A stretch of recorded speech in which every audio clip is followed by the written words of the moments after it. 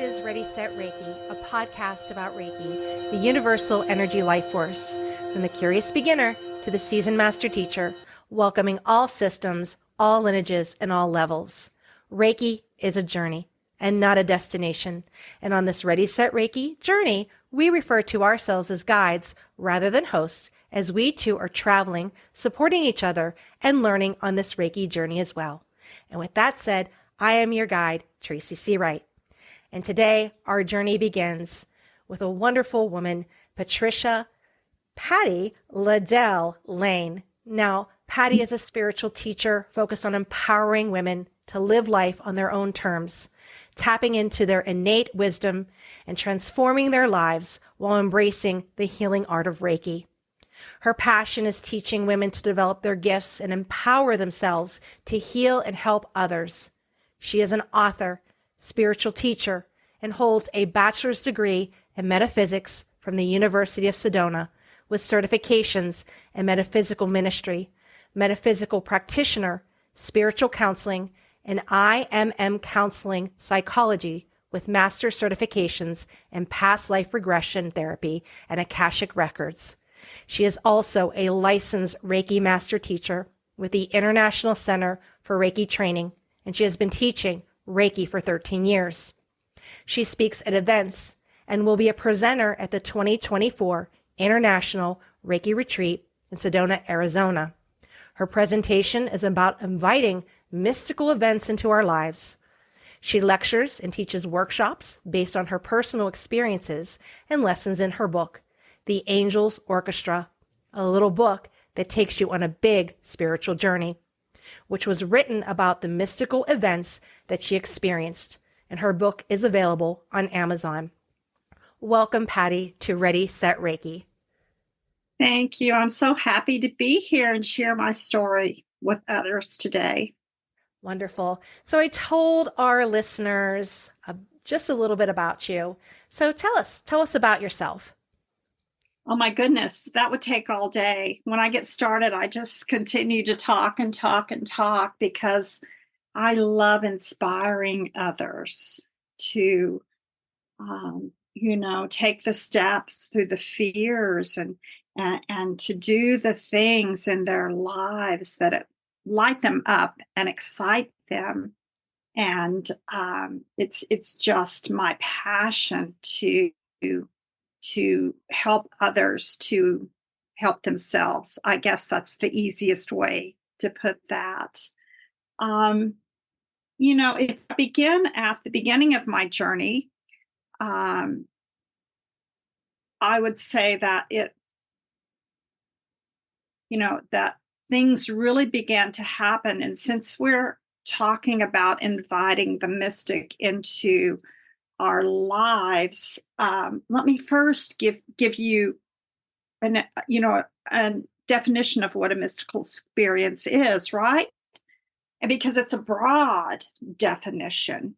So the definition is, any event, any experience, something that happens in your life that gives you this feeling of this direct connection with God, source, your higher self, whatever that is for you. I love to say those Oprah Winfrey aha moments, how she was always having those aha moments. That's pretty much what a mystical experience is. It's like you step back and you go, wow, it's something you don't easily forget. It's like it's like the universe has singled you out, and it is the best, one of the best experiences we can have. It's one of the best teachers for us, right? So I was at a pretty low point in my life. I'd suffered a stroke. I was paralyzed on my left side. I was going through some pretty severe depression. And, to be honest with you, at that point in my life, my stroke happened at age 53. And I was having a really tough time. I didn't have any energy. I slept all the time. I didn't know if I was going to be able to go back and work a full-time job in my career. And, I just began asking God to give me some guidance, just asking source. For me, it's God. So I'm going to use the word God. For others, it's whatever and whoever that is for you. And I am not a religious person, but I am a spiritual person. And so I began to say, ask, show me how I can improve. How can I get well in the beginning, right? God, how can I get well? What can I do for myself to help me, get my energy back and recover from this stroke? And I was led to a series of events that were those aha moments that put me on a path of healing my adrenal glands. The first medication they gave me after the stroke to get me out of bed was Adderall, which is speed. And, it damages the adrenal glands, which is all connected with the cortisol.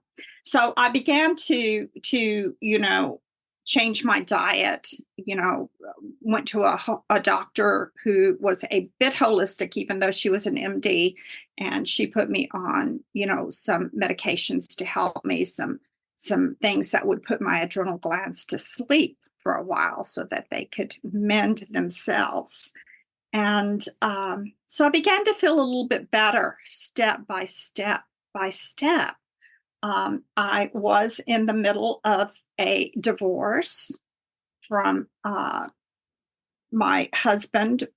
I'm an empath, and it was just a relationship that I was not, happy in. So all of this was going on at the same time. And, I was just asking for signs and please help me to heal. And I had reconnected with a man that I fell in love with when we were 19 and 20. And it was like, give me a sign, give me a sign if this is the right relationship for me. So the first little story about a real mystical experience is about that reconnection. So, we were going, Jimmy and I were going to I guess you would call it a Renaissance festival. I had never been to one, so I didn't know what to expect, but we walked in. And, my question when I went into this tent where all of these palm readers was answer my question, right? Do I pursue this relationship where I'm so happy, or maybe not, right? And so we walked into this tent. I said, I want a palm reading. I've never had one. I think that'll be fun. So this lady walked towards me, and she said, I said, I would like a palm reading. And she said, well, I'm a palm reader and I'm free. And so we never sat down. She said, I want to read the top of your hand. And I thought they read the palms. That's weird, but what do I know? So I held out my right hand just like this. And we're standing there for just a few seconds looking at the top of my hand. And I thought, what kind of information is she getting? And a heart popped up right here. It looked like it had been lined with a bright red fine tip felt tip pen. And I went, and she went, and then in this shaky voice, she says, do you see that too? And I said, yes. What is that? I've never read about anything like that. And this is what she said. I've never seen one before. I've only read about them. That is a stigmata. We call it a stigmata. And I don't know what a stigmata is, right? And I said, oh, okay.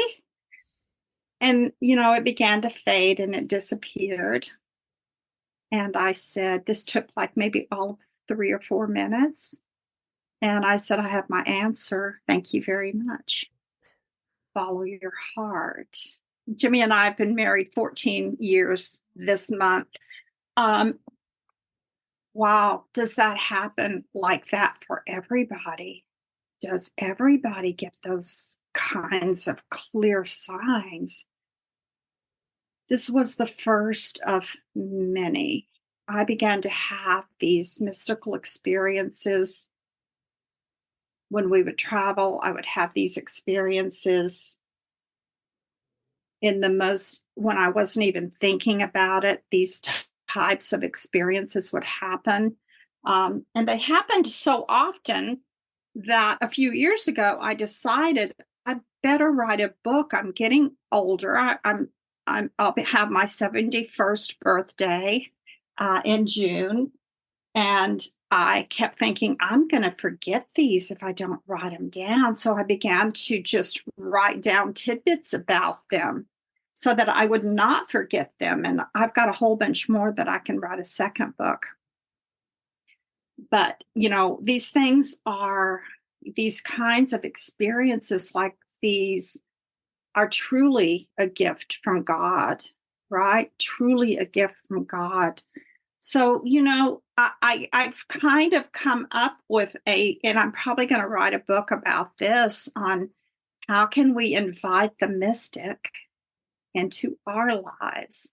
Now, that is the talk that I will be doing in Sedona. It's also a talk that I do around the Dallas-Fort Worth area at events that I attend in person. And I got to thinking, what was I doing at that time with my energy, with my thoughts? I know I can share I was reading a lot of spiritual books, right? I was searching. I was on this huge search to find what made me happy, right? How can I be happy again? And a big one was, how can I find peace? Because along, with the stroke was, you have a really high chance of having another one, right? So it was like, am I going to live my life in fear and limit the things that I invite into my life? There was a time even when Jimmy and I had first connected, and I told him, I said, you don't want to marry me. I'm broken. I could have another stroke at any time. And yeah, he did. And we are truly twin flames, I believe. But how can I live a full life? Right. And so the books came. The first thing was, one of the first things I did was I got attuned to Reiki, right? Because I'd been reading about it, and I got attuned to Reiki 1 in the lineage that I took my first Reiki classes with. The teacher taught 1 and 2 separately. And so I became attuned to Reiki 1, and I just began to just really open my heart and to believe that the guidance would come to me in divine timing, right? When we speak of all of these things and the healing and finding our purpose in life, I really wanted to know what my purpose in life was. Besides, we have many purposes in life. I was a mother, my children were raised, and it was like, what is my next purpose that's going to, really light me up? What can I do spiritually? Because I truly believe that I need to share these stories with other women to inspire other people, men and women, but I mainly work with women. How can I empower women to reach out and find this kind of fulfillment in their lives like I have been gifted with? And so, reading about, raising your vibration, working with happiness, the things that make you happy. Believing is one. believing that, there's no limitations on God. There are no, we don't need, as you human beings with that spark of God within us, we don't want to limit what can happen, what can happen in our lives. And we don't want to limit ourselves either. So don't put God in a box. And while you're at it, you don't put yourself in a box or step out of that box that you've put yourself into, because I am in here to tell you from my own personal experiences that anything is possible if we just open our hearts and we believe. My big word for the year, and one that I keep hearing over and over when I'm teaching my classes, is allow. You take a Reiki class, allow Reiki to come into your life. It's the allowing, because we block these things maybe unconsciously. Step through the fears. Step through the fears. Ask. It's the asking. It's the asking for a sign, right? Show me a sign. And then if we see a sign, we go, oh, there's a sign. Was that really a sign? Is that a sign or my imagination, right? Show me another sign. Show me a really clear sign. Give me a clear sign. I mean, what could have been more clear, right? It was there. And what's very interesting is in a lot of it, every single one of these experiences, with the exception of one, I was with someone else. So there wasn't just one of us there, because I would have thought, I think I've gone a little bit bonkers because these things are happening to me and they're really hard to explain. And it was not just me. There were other people involved in many of these experiences, most of them actually that are in the book. We had other people involved. It's gratitude. It's following those signs. It's practicing gratitude. Thank you. Would you give me another sign, right? I need clear guidance. I may need 3 or 4 signs, right? For me, 3 pretty much seals the deal. When it's bomb, bomb, bomb, it's like, yeah, there's the 3. There's the 3. And I'll share another story with you in a moment about 3 signs. And an awareness that magic is all around us, if I can use that word magic, because it does exist. It's almost as though we've forgotten how to see it, right? I think a big one, in addition to, treating yourself with love, self-love is very high at the top of the list. We are not taught to really love ourselves. And that's been a really big one for me. It's been a really big one for me. Developing our intuition, right? Developing our intuition, raising our consciousness with intention, being open, loving everybody and everything. The definition of enlightenment is a knowing that we're all one. That is, we see this word enlightenment and it's like, whoa, what does that mean? Is that even possible? The simplest definition of enlightenment, and I looked it up, is this feeling of oneness with everyone and this feeling of love. So you love everyone and you love everything regardless. So many things that we can do for ourselves. If you've been on the fence about taking a Reiki, if anyone in the audience has maybe been on, the fence about taking a Reiki class,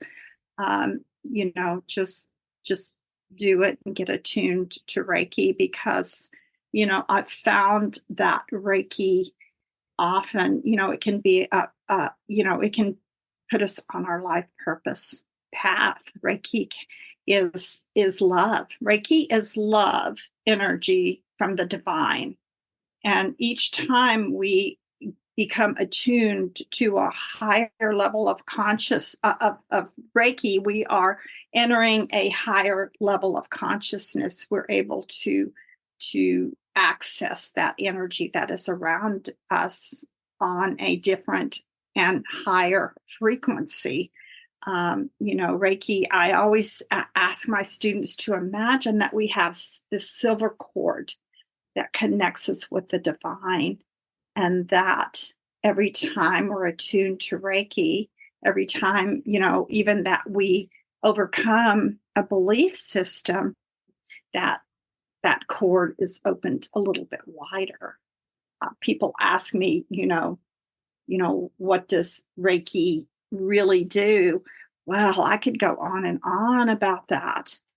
But for me, Reiki has opened me up to higher levels of consciousness. It is just divine love. And I just allow this love into my life. Reiki is my best friend. And if we sit and we listen in silence, for me, prayer is always asking. It's always, you're usually asking for something. Meditation, people say, I can't be quiet to meditate. I can't quiet my mind. It's okay. Things are going to come through your mind. You just let them go. Prayer, meditation is when we receive the answers. It's when we are given this amazing, information. And Reiki helps to bring that through even more strongly. It's a deeper connection with source. Wonderful. So And with that, would you say that the Reiki energy found you, or did you find the Reiki? With the original class, I'm sure that Reiki found me because I was asking, please give me ways to be happy, to heal myself.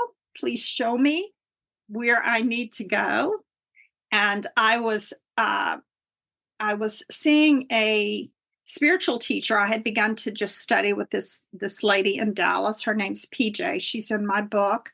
And so I had been going to some of her little classes. She would invite people in to do spiritual classes when I had the energy. PJ's always telling me, Patti, I remember when you were so sick, you would sign up for a 2-day class and you would never make it the second day. It took every bit of energy that you had just to come to the first day. She said, that's okay. Look at you now. And it's like, it's a miracle. It is a miracle. And I don't say that lightly. Mystical experiences are miracles. There are miracles that come into our life. And I would like to share a couple of more experiences with you if you have the time out of my little book. And I know we have some questions from the audience that I would like to answer to in a moment. Let me share one more question with you. I call it my Raphael story. So one more experience with you. I call it my Raphael story. So I was back at work, and I was on my way to work one day, and it's before I had been attuned to Reiki 2. So this happened at the Reiki 1 level. And I'm at this red light going into downtown Fort Worth, and I look up on this bus, which is perpendicular. And on the top of this bus, where the next destination is in bold green letters, is the word Raphael. And I looked away, and I thought, there's not a street with that name. And when I looked back, I saw, a name of a street. So I thought, oh, it's a sign. And what is this, Raphael? I didn't know. So I got to work. Jimmy and I were married by then. And I called him and I said, blah, blah, blah, this happened.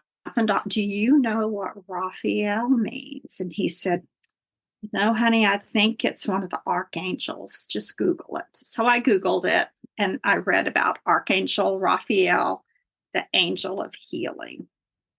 And I just said, oh, I saw that. Show me another sign. I saw that. I saw that. I think that's important too, to acknowledge to your higher self, your guides, that you saw that, right?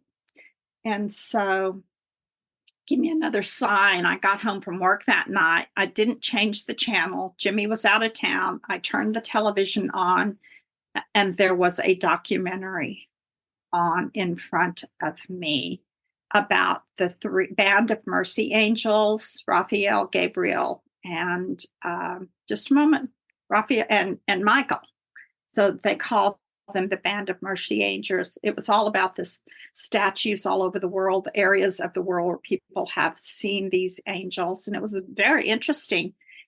But when it was over, I sat there on my couch and I thought, what is this?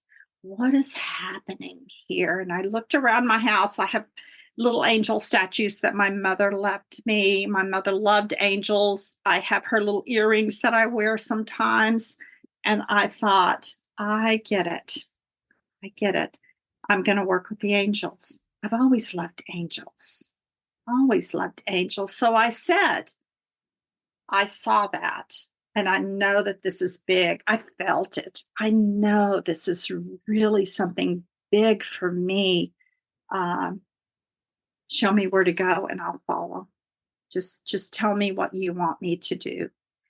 And so a few days, and then I let it go, right? And a few days later, PJ called me and she said, Patti, how would you like to go to Houston for a few days to learn to read angel cards with Doreen Virtue's son, Charles Virtue?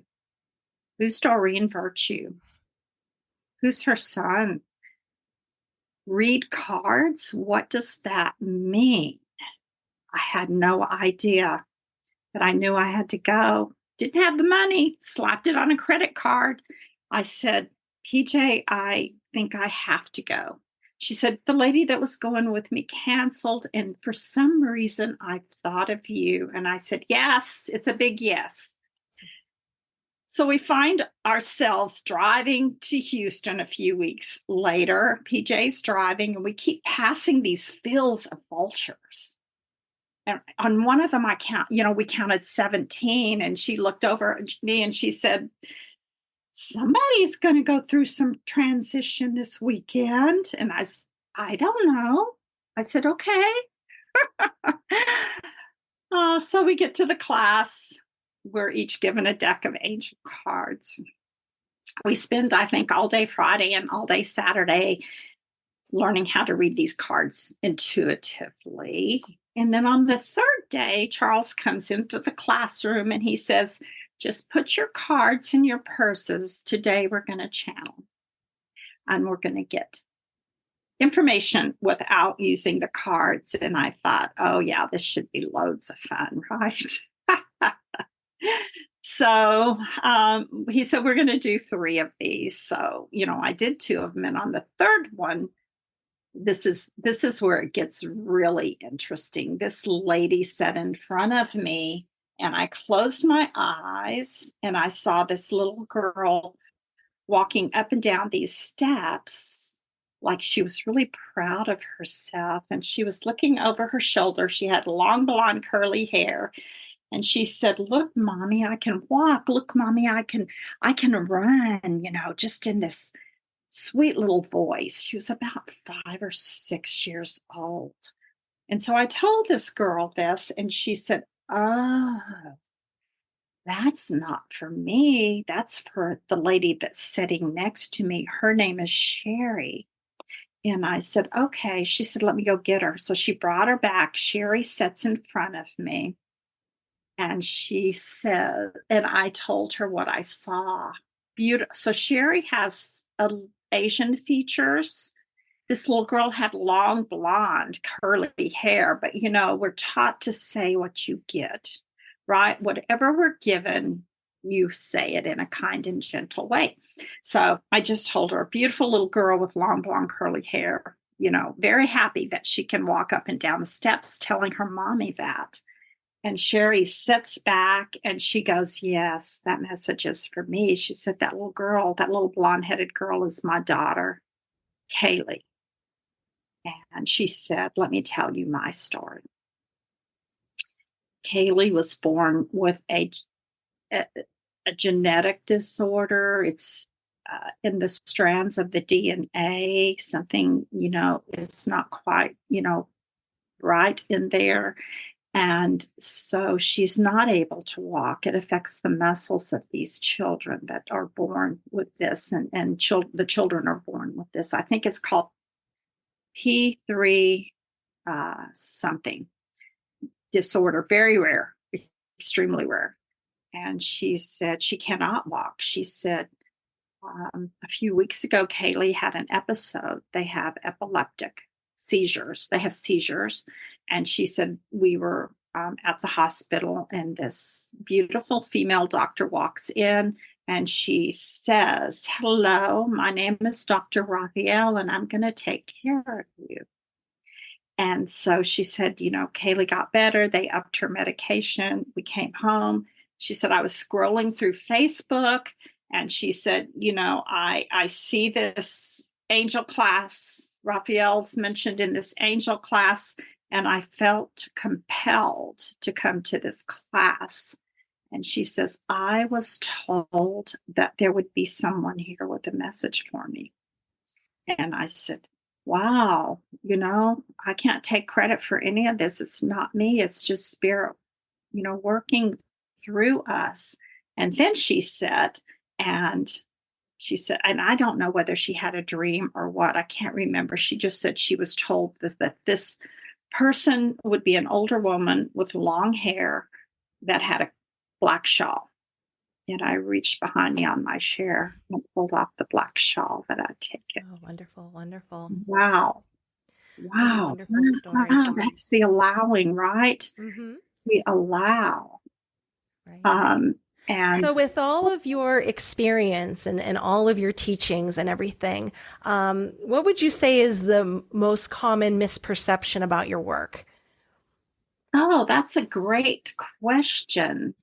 I can't remember. I don't really recall that I have people coming to me and saying, I didn't know that maybe just that they didn't know I did this work. A lot of people come to me for like readings or past life regressions, even Reiki sessions, find me on the website. And I guess maybe they don't know about the book. Right. My book is available on Amazon. I don't advertise it a lot. I do most of my marketing on Facebook. And maybe it's just that, I don't know. I mean, that's a great question. I don't know what the perception would be other than what I put out there. And Sure. I'm like an open book, right? Okay. So what would you wish your younger self knew about your current profession? Oh, man, I never saw myself. I mean, my daughters are grown and they say, you're not the same person that raised us, Mom. I am. I still have the same heart, but it's like I stepped into a different world. What I would tell my younger self is to love herself, because I was always, critical of myself. And I would tell her to, love herself enough to take care of herself, not work 70 and 80-hour weeks at the corporate job like I did when I had my stroke. I would tell her to travel to the places that she wanted to test. I would tell my younger self, make that bucket list and start doing those things. And that's one thing I advise, when I do spiritual Right. counseling, because it's fun and it raises our vibration just to have hope and think of those things. Right. Who has things that they are looking forward to in their life to work towards, right? Right. gives us inspiration. Who lives an inspired life? How many of us live inspired lives, Right. right? Yeah. And to step through the fears, to not live your life with the regrets, right? The woulda, shoulda, couldas. Hmm. To look at that and say, I learned valuable lessons from each one of those situations. To write down what that lesson was, to acknowledge that lesson, right? Right. I Right. would tell my younger self to forgive everything and everyone, because non-forgiveness is one of the lowest, vibrations that we can be Yes. in. People have the perception that if they forgive someone, it means I'm inviting them to come back and do it again, but nothing could be further the truth. Right. Right. You forgive, and you don't even have to tell someone you forgave them. You forgive in order to release that low vibrational energy within yourself. That's Very good. why we have to forgive. Beautiful. Now, you mentioned one of your teachers in your book, but what are some of the qualities that you look for in a Reiki practitioner or a Reiki teacher? Well, I teach, a lot of teachers. So what do I look for? Um, When it's often time for you to get your energetic tune up or when you feel called to take a training, what qualities do you look for? yeah, I want someone who is authentic and genuine. And I also want, someone who, I want to go to someone who, is ethical. I think in this line of work, and I'm not just talking about being a Reiki teacher and a Reiki practitioner here, I'm also talking about, past life regressions, readings, spiritual counseling. Um, we we must be ethical, because unfortunately, you know, we have to be twice as ethical in order to, um, overcome some of the things that are out there that may not be so ethical. Right. So I usually just look for someone who's genuine and who loves what they're doing, no matter what the modality is that they're doing. Um, yeah, that's a great question. I really had to stop and think about that Yeah. one. Yeah. Well, the Thank next you. one is, since you are a teacher of teachers, what advice do you give someone who's just entering this profession? Oh gosh, I say, buy Pam Allen LeBlanc's book, Reiki Business Book, um, and sit with yourself for a while before you start this business, and ask yourself three questions. Um, who do I say I am? Who do I say I am? It's kind of like making your statement to the world. And then who do I say I serve? Right? Who you're calling in those energies of those that you're going to serve. And what do you say you do? Right? Who do I say I am? What do I say I do? And who do I say I serve? Right? So mine would be something like, I'm a spiritual teacher, right? So that's kind of who I say I am. You know, what do I say I do? I believe I empower others with the tools and the mindset, you know, for them to heal themselves, right? Right. Because almost everyone comes into Reiki looking for a way to heal themselves. You don't go into a Reiki class and say, I'm going to teach this before you've ever taken the Reiki class. I do have a lot of Reiki 1 and 2 students who say, this is what I've been looking for. And it just lights me up. Um, you know, and who do I serve, right? I mostly serve, women who are looking for ways to heal themselves, right? Because what we do is we go through this process, and then we reach back and we help others and lift them to, and we're always growing. So, so we're always lifting others to, wouldn't have thought I'd be teaching Reiki teachers, Of course. I never really thought I'd be teaching Reiki. But I took Reiki 1 and then Reiki 2. And then when I really got to feeling better, I was introduced to the ICRT and I thought, they've got the books. Hmm. They're full of great information. I think I could teach. And so I took all the classes over again, right?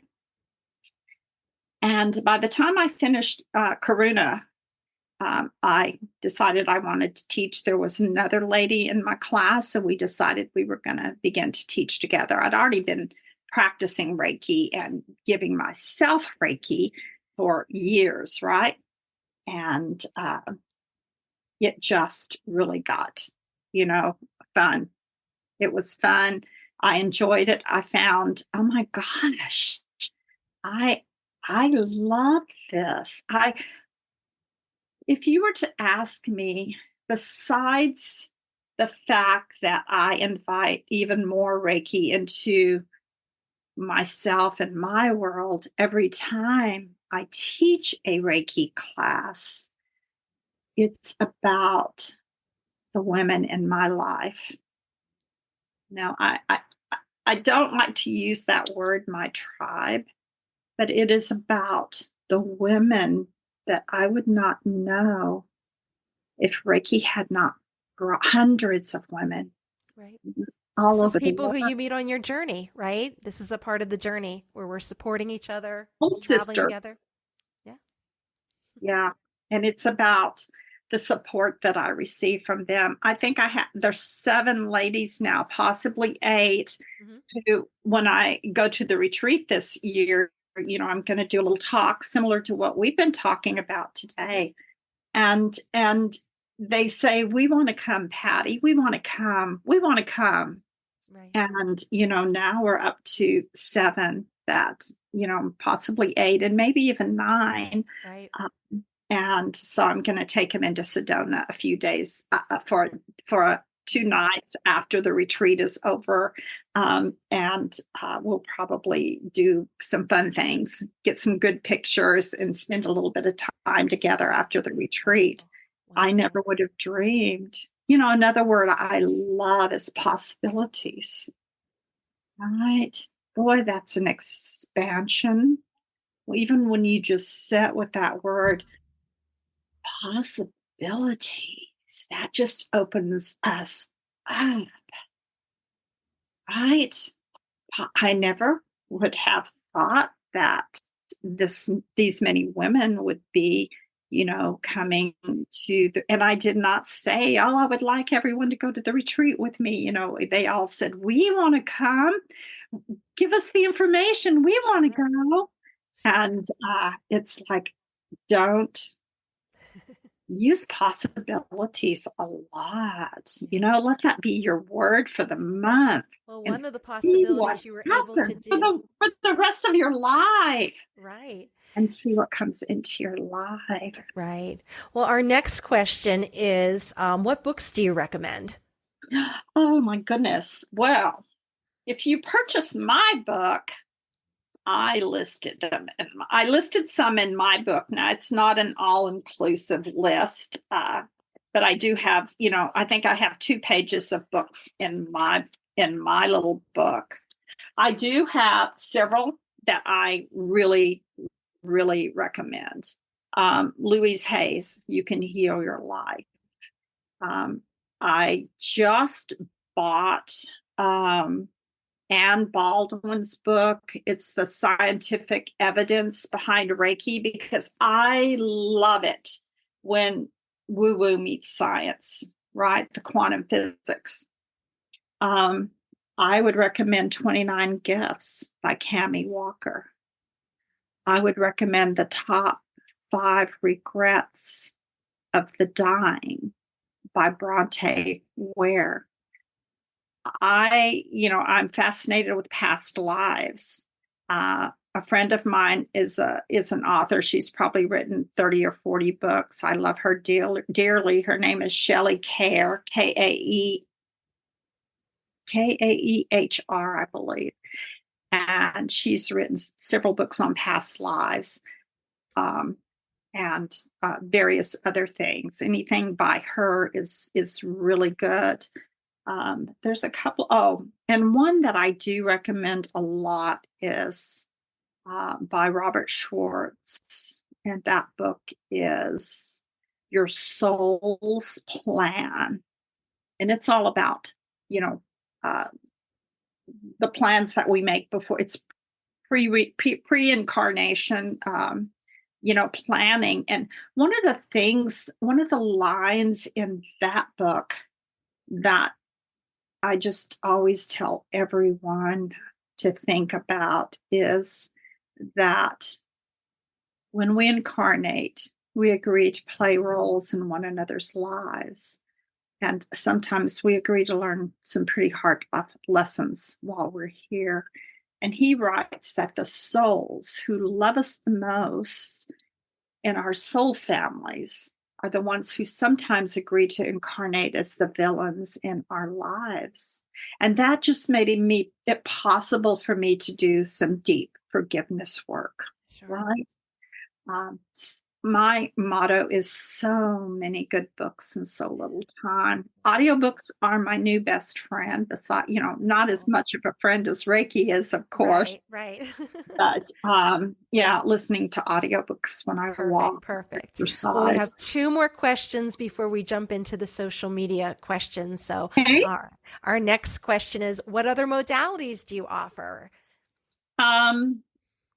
As far as actual modalities, probably Akashic records, past life regressions. I really don't practice any other kind of energy work. I am a dowser. I teach dowsing. I have a crystal store. I forgot to mention that.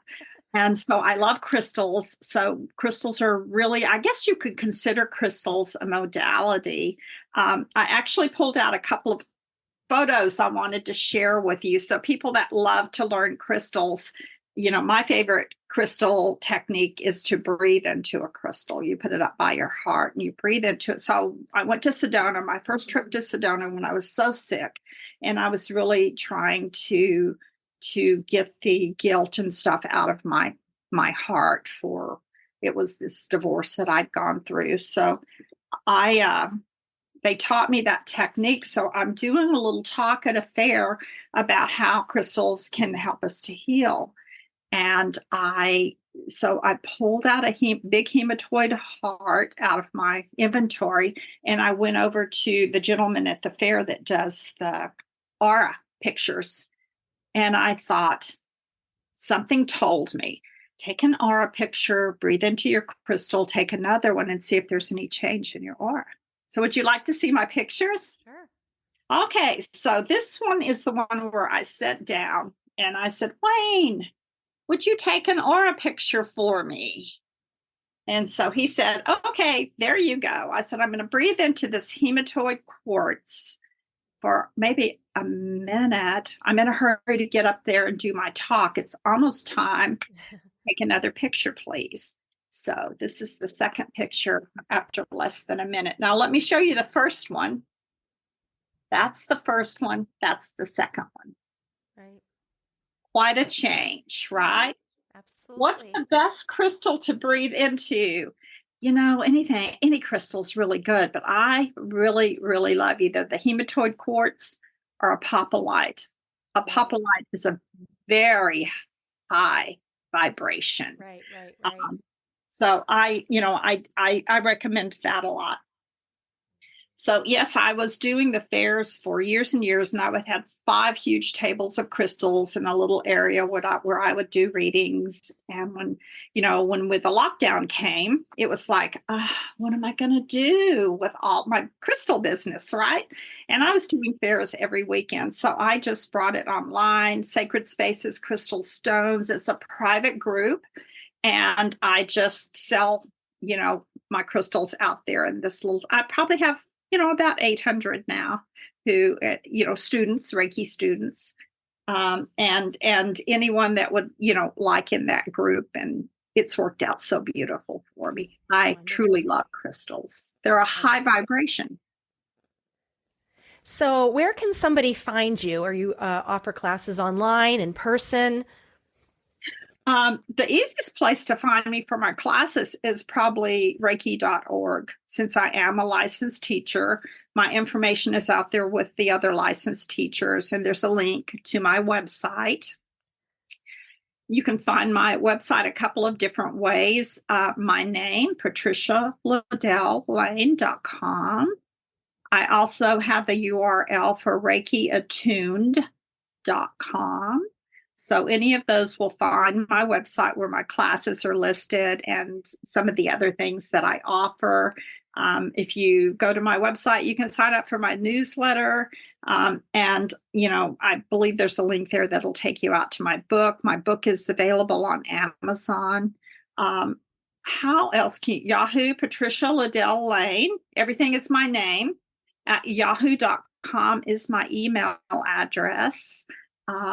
And then Facebook, it's Patricia Ladale Lane too, or Sacred Spaces by Patricia. Beautiful, beautiful. Well, Thank this you. ends our questions that are our general questions that we ask each of our guests. And now we're going to continue the journey together where I'm going to ask you 3 social media questions from listeners that have questions Okay. just for you. This is the test. Here we go. Are you ready? Okay. All right. Number 1, can you give me an example of how I can invite mystical experiences into my life? It's all of those things. It's not any one particular thing. It's that opening up to possibility. It's believing, it's asking for signs. It's asking for mystical experiences. It's just, following these signs, because many times it's been one sign and then a second. And then if I do this third, thing, like take that class with Charles Virtue, that opens up a mystical experience, right? Right. Kind of following that gut and those intuitive hits. What I tell everyone in my talks is, if I could put an experience in a box for you and tie it with a red ribbon, I would, and I would give each one of you one of those. But I can't. I can only share my story and how these things happened to me and what I was doing at the time. Right. Right. Wonderful. Wonderful. So our second question is, I read that you hold a bachelor's degree in metaphysics from the University of Sedona. How would you explain Reiki to someone who has no experience in Reiki? Reiki is love. Reiki is life energy. Reiki is love. It's love from the source, and it's a love filled. And we kind of scare people sometimes when we say we channel this energy, but it is a channeled energy. But I would just say, our traditional statement is, Reiki is a Japanese relaxation technique that also promotes healing. That's a really easy way to explain, Reiki to others. I always have that in my back pocket, my little talk, right? But I just relate Reiki to love. It's love, and it's just an energy of love that we are able to share with others. That I like to keep things really simple. Right. Right. Wonderful. And our third question and last question, in what ways are you innovating within your niche to stay relevant and impactful? Ooh, that's a great question. Um, Probably the biggest thing that I've done is to become a licensed Reiki master teacher with the ICRT. I'm really able to get much more exposure and teach more students. And I'm able to learn Reiki from whom I believe to be the best Reiki teachers, or some of the best Reiki teachers, in the world. And I just try to stay on top of what they're doing. Reiki evolves. Reiki evolves, and it's meant to evolve. If you look back at the history of Reiki all through the different teachers, it's evolved. I think my evolution is adding a bit of the mystic. So I often refer to my Reiki as mystical Reiki, because we do discuss a little bit about mysticism and all. Fortunately, I'm able to add a bit of myself to every class that I teach. I believe that the best way to stay on top of Reiki is to, learn from the other teachers, watch the podcasts, and spend time with Reiki yourself, because Reiki talks to us. Reiki communicates with us. Ask Reiki what it wants to share with you. Wonderful. Beautiful. Now, is there anything else that you would like to share that as we were talking, you may have forgotten about? You had mentioned your story about threes, or mentioning something about your book that you'd like to share with us. Yeah, the story about threes was the 3 signs to go to that retreat. I always say, if you're getting not the retreat, but the class, it was almost like a retreat. If you're receiving some signs to do something, and it's pretty clear, and it keeps coming into your, awareness, ask for guidance for that. I love William Rand's prayer in our Reiki 1 and 2 book. And I added a few words to it for my students. And I say, guide me, heal me, and empower me so that I can be of service to myself and others. Right? That's a beautiful prayer. It's a beautiful prayer. And it includes, being of service to ourselves, in whatever capacity. And it includes empowering ourselves. And one of the things, if I could just say one more thing, and it's kind of around my book. There's a lot of woo-woo in this book. I mean, it is just the truth. It's my truth. When I wrote this book, I thought, I'm really putting myself out there. I'm telling these mystical experiences that have happened in my life. And I had someone in Ireland one time, a pretty well-known spiritual teacher, and I was telling him, another story, another thing. And he goes, "Oh, keep that to yourself and don't share it." And I thought, no, I'm not going to do that. I said, it's too late. I've already written a book about it. And I thought, why would I want to keep the magic to myself? Right? I need to share that and help others. So it would be that we all have these amazing stories to tell, these things that happen to us that are just wonderful, right? And I even share a little of the bad, right? Because I want people, I want my students, my followers to know it is possible. It is possible to pull yourself up and to live this most amazing life. And my life is pretty simple. And so maybe we're meant to share these stories, right? I always say that maybe my next book's going to be other people's stories, not just with a few of mine woven in there. I remember at last year's Reiki retreat, I was invited to do a little talk during our little, get together at the end on Saturday night. It was kind of like a talent show, sort of. It was not recorded, was private. And I remember, I said, I'll do a little talk about my book. And at the end, I mentioned, maybe the next book's going to be your stories. If you have a story to share, and you're kind of afraid to tell anyone about it because maybe it's kind of out, it's really like nobody's gonna believe me, right? I invited the audience to that was in the room to just find me and share their story with me. I love to listen to it. If you think nobody's going to believe your story, I'll believe it.